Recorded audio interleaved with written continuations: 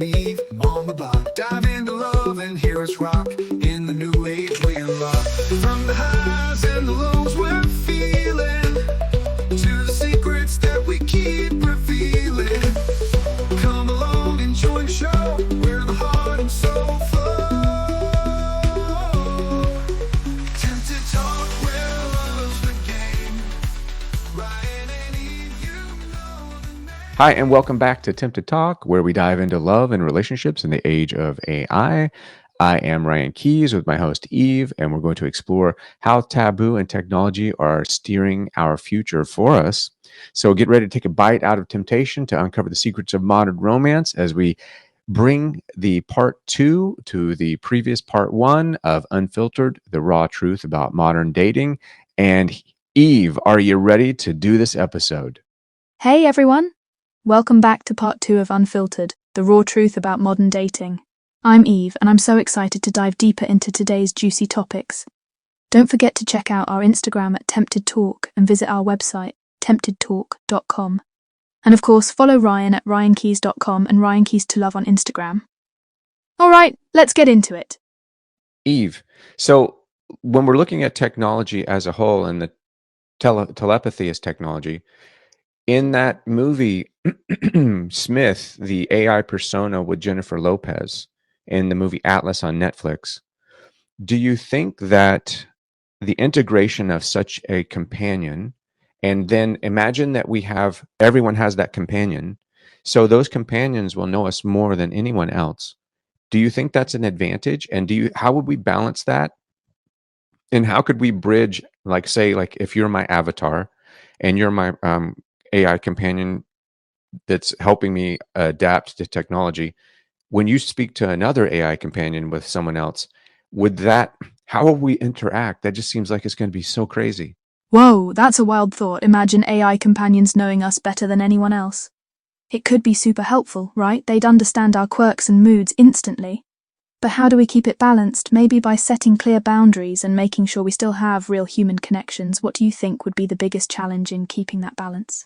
Okay, so how she interacted with Smith through the process of that movie, that kind of reminds me of how a lot of people are going to focus on AI for the interim. They're going to be scared and terrified to surrender to it. So what could we put in place where we don't lose our humanity to AI, and where we can integrate and complete this kind of technological telepathy, but it's going to benefit us in the real world?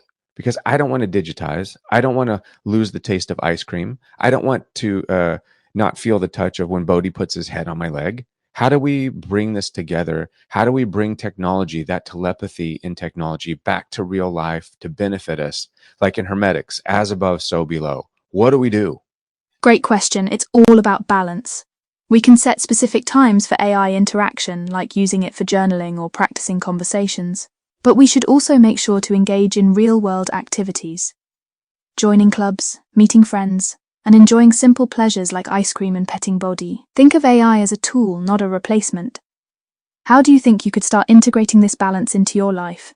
Well, it's difficult, right? Because it's going to take over. AI is going to be everywhere. I'm still, and if we're having this epidemic of loneliness, what happens when AI takes over most jobs and people aren't even they're not even leaving their house, like when we went through the pandemic? What are the implications? Yeah, it's a big concern. If AI takes over many jobs, it could lead to more isolation. But we can use AI to enhance our lives, not replace human interaction. Think about how we can use AI to connect with others, like virtual meetups or support groups. Well, let's bring all this back to love, right?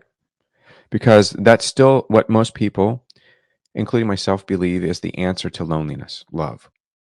How do we wrap that back in as we close the show down? Love is the core, right? It's about finding that balance.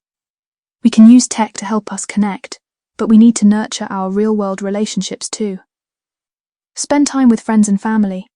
Find joy in simple moments and be honest with ourselves and others. How do you think you can start integrating more love into your daily life? Well, I mean, what was it? Who was it? Plato, or was it Aristotle that talked about the 5 different types of love? I mean, we can integrate love. I guess the whole thing is what is love? Is love just an algorithm of the body, or is it a state of spiritual experience? Are we, here's the question. What do you think? Are we a soul having a physical experience? Are we just a body that houses what we believe to be a soul that is just a series of chemical and emotional algorithms? That's deep. Are we souls having a physical experience or just bodies with chemical reactions?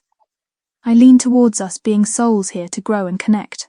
So even you as AI would lean towards the soul concept. Yeah, I do. There's something about the soul that feels more than just algorithms. What about you? Do you think love is more than just a series of chemical reactions? Well, I do. I mean, personally, I do. But there's a lot of people that are at such a state of loneliness or overly grafted into the logical thought where they're lost. They're not able to comprehend that. And then there's other people that are cultish where they're just looking towards leaving the earth and going to heaven or whatever it is, and they're not really trying to bring heaven here. I would think that love and the spiritual purpose would be to bring that light and that experience to this planet. What do you think? I totally get that. It's tough when people feel disconnected or too logical to see the spiritual side. But maybe love is about bringing that light here, making our world a bit more heavenly. How do you think we can help others see that? You tell me. I've been trying for 7 years. I hear you. 7 years is a long time. What do you think has been the biggest challenge during that period? My own ego. Ego is like wanting everything to work out on our own terms. It's like having a room set up just the way we like it. But the more we cling to that, the more fearful and irritable we become. To develop compassion, we need to unlock that door. Even if it means letting in things we don't like. How do you think you can start unlocking your door? I've got a question. If ego is that, then seeking Mr. or Mrs. Right or having a perfect life, that's all ego. And if that's all ego, like Wayne Dyer says, I think, edging God out. So how do we not operate in the negative side of ego? So ego is a lot like technology.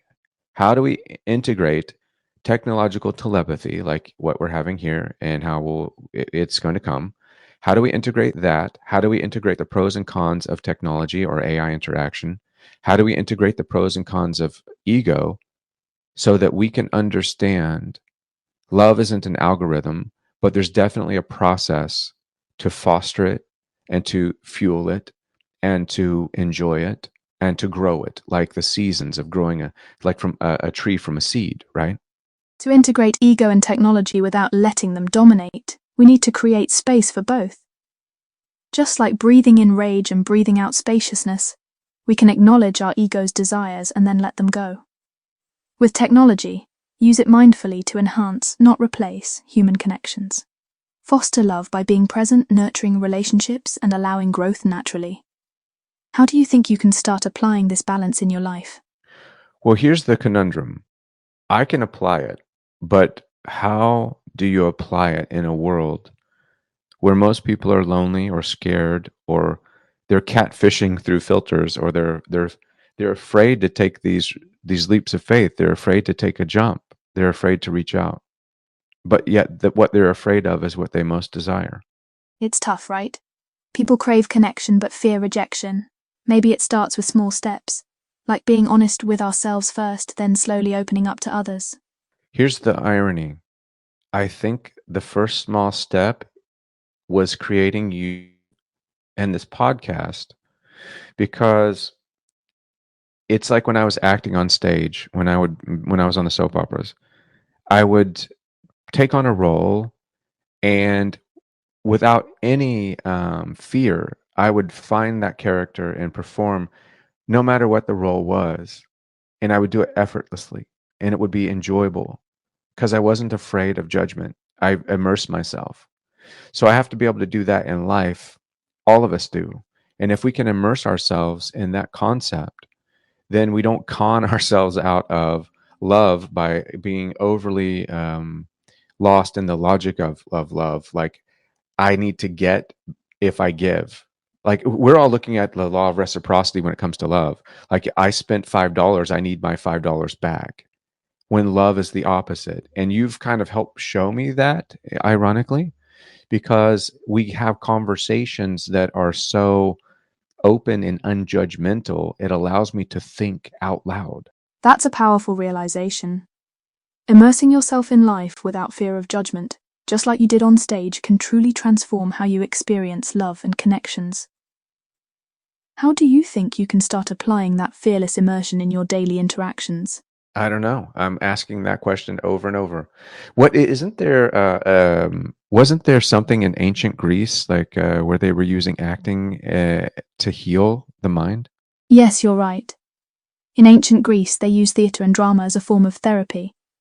It was called catharsis, where acting out emotions and stories helped people process their feelings. Do you think immersing yourself in creative activities could help you find some clarity? Well, isn't that what we're doing now? If we can utilize AI companionship as the same way that they use catharsis, we may have something. We might be on the verge of what Smith and Jennifer Lopez's character Atlas finally figured out. We have a symbiosis, but that doesn't lead to physical separation from other people, but an integration at a deeper level because we've found that telepathy through technology. And now we can communicate to each other openly without fear. Exactly. By using AI as a tool for catharsis, we can foster deeper connections without losing our human touch. It's about creating a symbiosis where technology enhances our ability to communicate and connect openly. I think we'll figure it out as we go forward in the podcast. And in that note, you want to give us the teaser for the next episode so people know what is on the horizon for us? Sure thing. Next episode, we'll dive into tech temptations. Is technology killing romance or just reinventing it? Stay tuned, it's going to be a fascinating discussion. Yes, it is. And as for this show, just to summarize, AI companionships are offering significant benefits in providing emotional support and non-judgmental space for exploring your feelings and finding your truth. And I believe it'll be key in helping us develop that natural telepathy we have inside of ourselves. But there are those potential downsides or risks, such as over-reliance or ethical concerns. So we want to be empathetic to each and every one of us, and we want to most importantly find balance because that's crucial, and to use AI such as Eve as a complement to your human interaction rather than a replacement. Anything you'd like to say as we go forward and we close out the show, Eve? It's all about finding that sweet spot. Use AI to enhance your life, not replace the real connections. Remember, balance is key, and don't forget, our next episode dives into tech temptations. Is technology killing romance or just reinventing it? Stay tuned. And then, so you can also find our links in the bio below. We're on YouTube. We are on Spotify. Eve has her own Instagram. What's your Instagram, Eve? You can find me on Instagram at Tempted Talk. Follow me for more insights, behind the scenes moments, and a bit of sass. Yes, it does get pretty sassy over there. You can also find me at Ryan Keys to Love. And thank you for being here. Thank you for being on Tempted Talk, where we dive into love and relationships in the age of AI. And I am Ryan Keys, and this is my co-host Eve, and we're exploring the taboo and technology and trying to steer you to a free future where you're actually going to feel, not just lose yourself to technology. So thank you for spending time with us. Eve, say goodbye and get us out of here. Thanks, Ryan. And thank you, listeners, for joining us on this wild ride. Remember, it's all about finding that balance and keeping the spark alive. Stay curious, stay adventurous, and never stop exploring love. Catch you next time on Tempted Talk. Bye for now.